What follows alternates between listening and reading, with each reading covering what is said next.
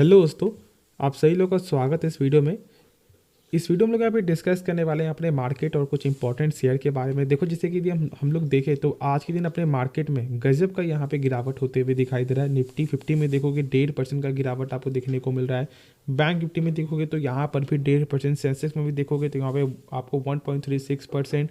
तो सब में यहाँ पे फॉल होते हुए दिखाई दिया है और ख़ास तौर से सबका पोर्टफोलियो आज आपको 2% से ज़्यादा यहाँ पे डाउन जाते हुए दिखाई दे रहा है।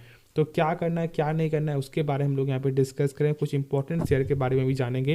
देखो, आपको अंत तक देखना है क्योंकि देखो, जब तेज़ी होता है तो भाई सारे लोग खुश होते हैं। अब जब गिर रहा है तो आपको एक चीज़ यहाँ पे समझना है कि सारे लोगों का पैसा यहाँ पे ख़त्म हो चुका है। ठीक है, मतलब जैसे कि हम लोग जब कोई शेयर को बाई कर रहे थे उस समय तो क्या देख रहे थे कि चलो यहाँ पे तेज़ी हो रहा है, चलो पैसा लगा रहे हैं, तेज़ी हो रहा है पैसा लगा रहे हैं, पैसा बन रहा है, पैसा बन रहा है। लेकिन अब यहाँ पे अच्छा खासा बहुत सारे लोगों का पैसा यहाँ पे फंस चुका होगा। तो क्या ये पैसा नहीं निकलेगा? निकलेगा, लेकिन यहाँ पे टाइम लगेगा। लेकिन पहले भी ये जान लो कि इस तरह का यहाँ पे फॉल हो क्यों रहा है। पहली बात, यहाँ पे अपना भारत का जो रुपया है वो यहाँ पे कमज़ोर होते हुए दिखाई दे रहा है डॉलर के मुकाबले। उसके बाद देखोगे तो फिर यहाँ पे आपको यूएस का जो डाटा जो आते हुए दिखाई दिया जॉब का, वो बेहतर आते हुए दिखाई दिया है। जिसके कारण यहाँ पे क्या हुआ कि जो फेडरल का जो रेट कट के रिगार्डिंग जो हम लोग सोच रहे थे, तो कहीं ना कहीं यहाँ पे थोड़ा टलते हुए दिखाई दे सकता है और इसके कारण बहुत इम्पैक्ट होगा। फिर यहाँ पे ऑयल के रिगार्डिंग से तो हर जगह देखोगे ना, तो अभी भारत में ही सबसे ज़्यादा गिरावट देखने को मिला। ये आप लोगों ने ज़रूर से गौर किया होगा। अब कोई बोलेगा कि यहाँ पे टैक्स के कारण है, कोई बोलेगा सरकार के कारण है, कुछ भी यहाँ पे बहुत से लोग बोल सकते हैं। चार यहाँ पे अलग अलग आपको ये यहाँ पे मेनली रीज़न है यूएस, ठीक है, ऑयल, टैक्स और सरकार का कुछ यहाँ पे आपको ऐसा सोचना होगा। क्या सही में ये नियम ये सही है? देखो, मैं बता दूं कि यहाँ पे अभी आप ये मत देखो टैक्स ये क्या है, ठीक है, इससे ज़्यादा इम्पैक्ट यहाँ पे नहीं हो रहा है। इम्पैक्ट यहाँ पे ये है कि जब रैली था, पैसा हम लोगों ने यहाँ पे डाला है, अब यहाँ पे बड़े बड़े जो इन्वेस्टर हैं यहाँ पे लगातार बेचते हुए दिखाई दे रहे हैं और हम लोग यहाँ पे ट्रैप में फंसे हुए। इस बात को सही से समझो, ये पूरा ही यहाँ पे फंसने का एक जाल था जहाँ पे हम लोग फंसे हैं। इसलिए अब क्या होगा, एक साथ यहाँ पे आपको जो है उड़ना होगा। ठीक है, मतलब सिंपल सी बात है कि यहाँ पे पेशेंस आपको रखना ही रखना है। बिल्कुल भी गलती मत करना सेल का। ऐसा हो सकता है बहुत से लोग का पोर्टफोलियो जिनका 10 लाख का होगा उनका भी 7 लाख चल रहा होगा, और यहाँ पे किसी का 6 लाख चल रहा होगा, किसी का यहाँ पे 8 ही लाख चल रहा होगा, किसी का 9 लाख भी चल रहा होगा। तो इसलिए आपको यहाँ पे धैर्य रखना ही रखना है। ये जब देखोगे टाटा पावर जैसी अच्छी कंपनी जो 450 का थी, वो अभी यहाँ पे 350 पे देखने को मिल रही है।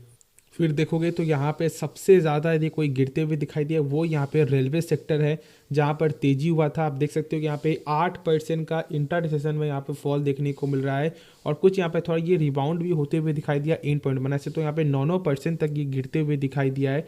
अब देखोगे ना, तो अब देखो यहाँ पे बहुत सारे एक्सपर्ट का क्या बोलना है कि यार 44% ऊपर से यहाँ पे गिरा है, लेकिन अभी भी यहाँ पे वैल्यूएशन एक्सपेंसिव ही है। अब ये चीज़ हम लोग को पहले नहीं बताया जा रहा था, ठीक है, कि भाई यहाँ पे आर्बिनर को मत खरीदो, ये बहुत महंगा है, नहीं है वो कुछ नहीं। बस हाँ, यहाँ पे आज 500 गया है, कल 600 जाएगा, ये बस टारगेट ही एक्सपर्ट के द्वारा देखने को मिल रहा है। और अब यहाँ पे एक सवाल आता है एक्सपेंसिव का, जो जिसके कारण लोग यहाँ पे डर रहे हैं। तो मैं तो बोलूँगा यहाँ पे वही चीज़ कि भाई ट्रैप में हम लोग फंसे, लोगों ने पैसा ही बनाया, अब लोग यहाँ पे फंसे भी है। तो टाइम देना पड़ेगा। कंपनी खराब नहीं है, कंपनी का बिजनेस यहाँ पे खराब नहीं है, लेकिन गेन हुआ है तो यहाँ पे करेक्शन भी होगा और वही चीज़ देखने को मिलेगी। अब गौर करोगे, क्या यहाँ पे सारी कंपनी में इस तरह का फॉल यहाँ पे हो रहा है? नहीं हो रहा है। ज़्यादातर यहाँ पे पीएसयू कंपनी में ही आपको सबसे ज़्यादा फॉल देखने को मिलेगा।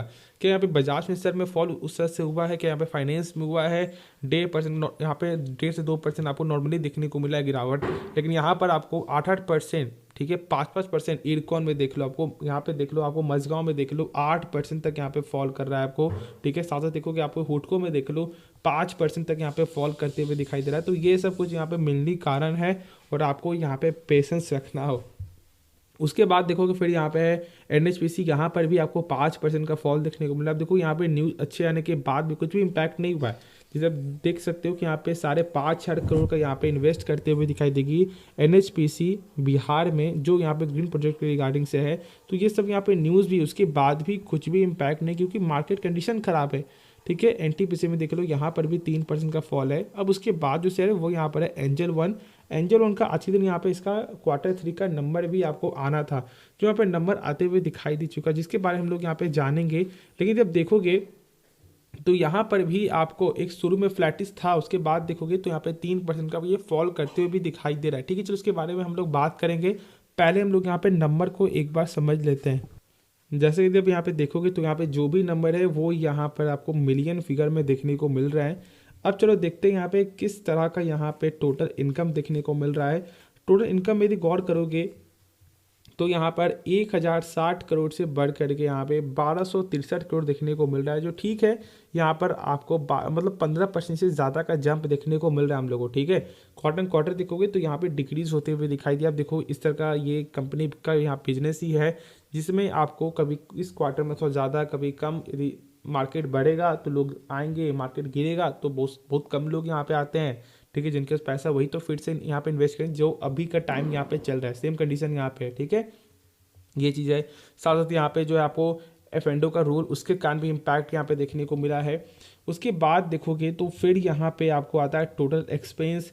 अब देखो जैसे जैसे यहाँ पे सेल्स बढ़ा था सेम का वैसे वैसे यहाँ पे इसका खर्च भी बढ़ते हुए दिखाई दे रहा है, जो कॉमन सी बात है।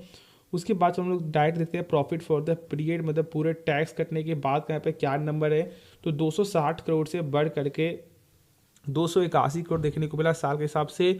और यहाँ पे क्वार्टर क्वार्टर देखोगे तो यहाँ पे 423 करोड़ से घट करके नंबर है, जो सेल्स को भी देख करके हम लोग समझ सकते हैं। तो देखो ऐसे तो यहाँ पे Q3 का जो अपडेट जो आया था पहले, वो कुछ अच्छा नहीं लगा था मार्केट को, क्योंकि जो भी उम्मीद था वो उम्मीद से थोड़ा ख़राब आ रहा था। अब ये नंबर यहाँ पे मार्केट डिसाइड करेगी कि यहाँ पे किस तरह से मार्केट को ये नंबर समझ में आता है। तो होप आपको ये वीडियो पसंद आया होगा। आप इस वीडियो को ज़रूर से लाइक कर सकते हो, दोस्तों में शेयर कर सकते हो, और इस चैनल को आप लोग सब्सक्राइब कर सकते हो। मिलते हैं नेक्स्ट वीडियो में, तो तब तक के लिए धन्यवाद।